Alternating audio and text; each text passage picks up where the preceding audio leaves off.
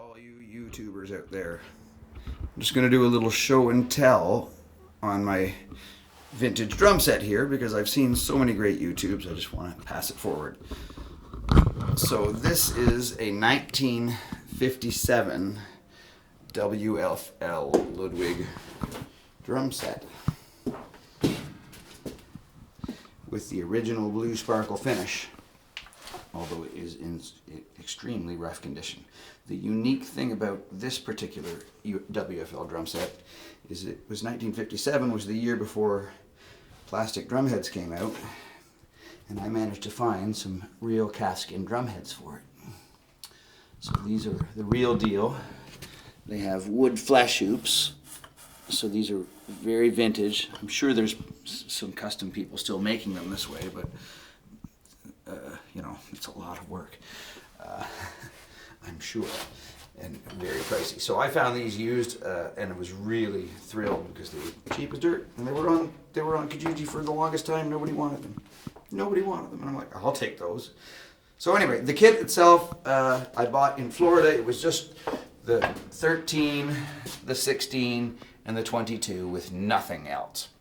And they had a name painted on the inside, and it said WFL 1957, Hugh Earl Irving Jr., and an address. And it all kind of checked out by a few online searches. I think I might have found an obit for the original owner. I'm assuming that's the original owner because it looked like it was done when they were first purchased. And I had a bunch of Ludwig stuff at home, so I had to source some stuff. So I put, you know, lugs that are not 100% period correct, because I think would all have to be nickel. I'm not sure. I'm not that much of an expert, and some of them are nickel, but not all of them. The snare is a Stewart 8-lug blue sparkle, which I had sitting on the shelf, oddly enough. One snare drum on the shelf spare that didn't go with a kit, and it was blue sparkle, and I find these, and look at how similar the blue is. So it's an 8-lug. It's got the curl-over rims. It's a great snare.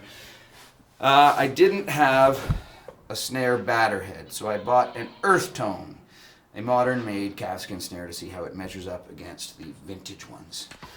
Even when I bought the heads, they even come with a snare bottom that is also calfskin, but it is a little newer because it has the metal flesh hoop. If you can see in there, it's a piece of metal, not wood.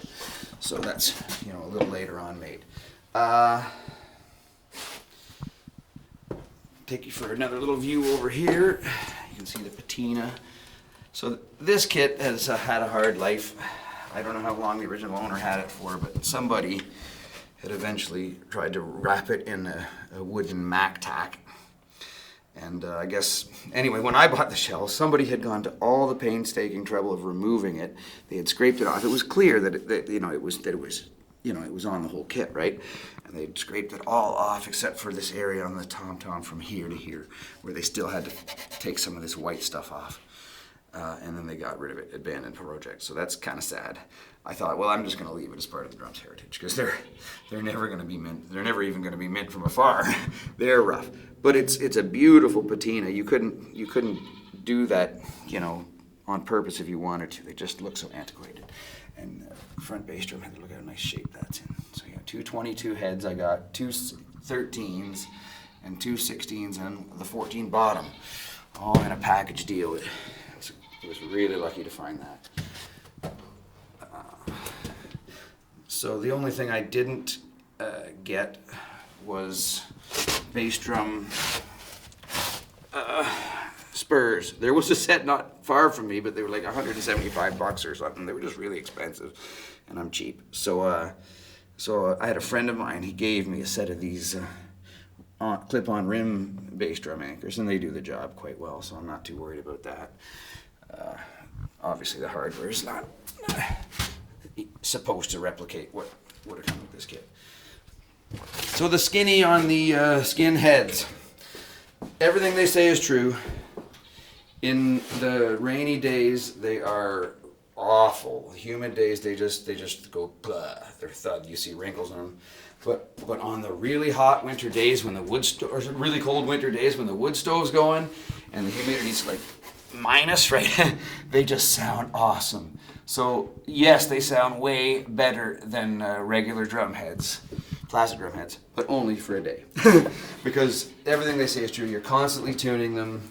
And if you don't, like if you wanted to use them on a rainy day, you'd have to tune them up, but then you would have to tune them down if you didn't want them to stretch to that new tension, or you'll eventually run out of travel and stuff. So these, I just leave them at one tension, and I'll play them and observe the difference in sound.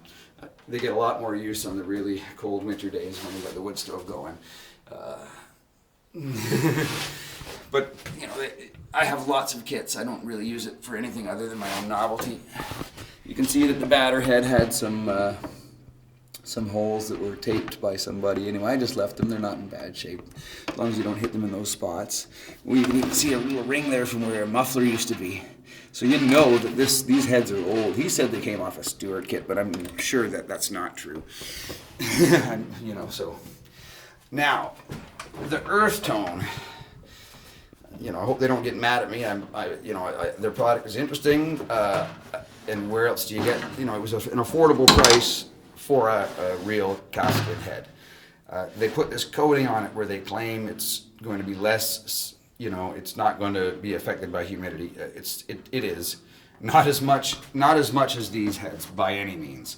So you know, where this will drop to nothing, you'll still get some response out of this. It's still something you can play. And I like that, but what I didn't like is that they don't, I mean, I wanted something that looked like this. I didn't need coating, and they're really thin. So when I started using these heads, I got all afraid, and I used like little tiny drumsticks, and I only tapped them. But I eventually realized that these Calfskin heads are very strong. They are just like a normal drum head. They would last just as long.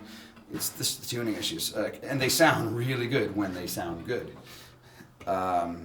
The earth tone, however, because it's so thin, there might have been a flesh line here or something. But you see I got a big hole here now, and I'm not a hard hitter. I mean, obviously, I'm a regular drummer, so I can hit them hard, but I don't bash them, and you know, I never break sticks.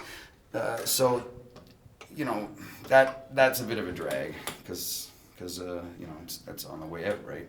So I'd love to have a 14 that matches in, you know, with these wood flesh shoots, but you know, and if I keep my eye open, I probably could find something on eBay, but it's going to be more than I paid for the whole kit. Oh yeah, so for any of you that didn't know, WFL is William F. Ludwig. There was a period in the 50s and the 40s where he had sold the name Ludwig to the Kahn Company, and he produced drums that were very similar under the name WFL, or William F. Ludwig. And then he bought the rights back later, and the 60s happened, and Ringo made Ludwig famous, and that's the reason I play drums, even though my best kit is a Tama kit. The cymbals are premiers. I bet that's kind of rare. They're a student model, but they sound pretty cool.